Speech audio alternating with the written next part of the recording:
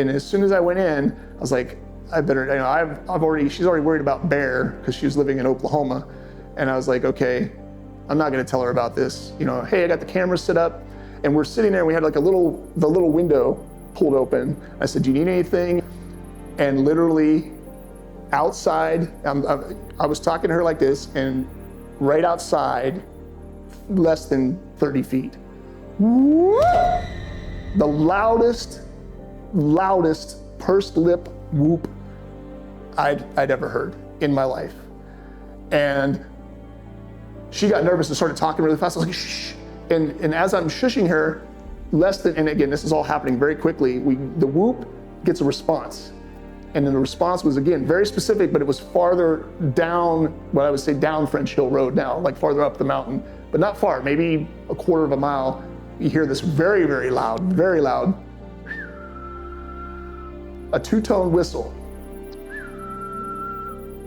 And then somewhere off in the woods, probably a mile away, it sounded a lot farther, was something that when I've interviewed for podcasts and other things, it's hard for me to describe because I can't ascribe it to anything. It sounded metallic. It sounded like somebody, like when we were kids, when you talk into a fan, but then it also sounded primate. And it was like but it had a metallic resonance to it.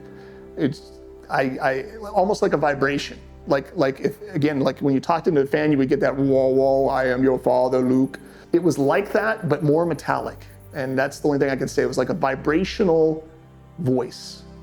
And she was freaked out. I was freaked out. She's like, no, don't. I was like, what? She goes, they'll hear us talking about them. I said, who? And then she shut up. And to this day, this individual, that's why I'm not going to name this individual. She doesn't want to be a part. She doesn't want her name attached to this, but she was there. So there was a corroborator.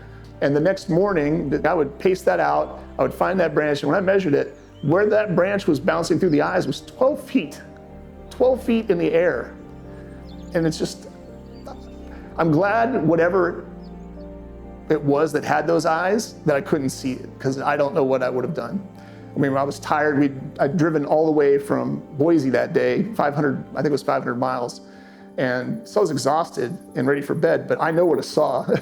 She was there for the next 3 days. So in those next 3 days, she also heard them scream. We heard them, they were in the area when we came in.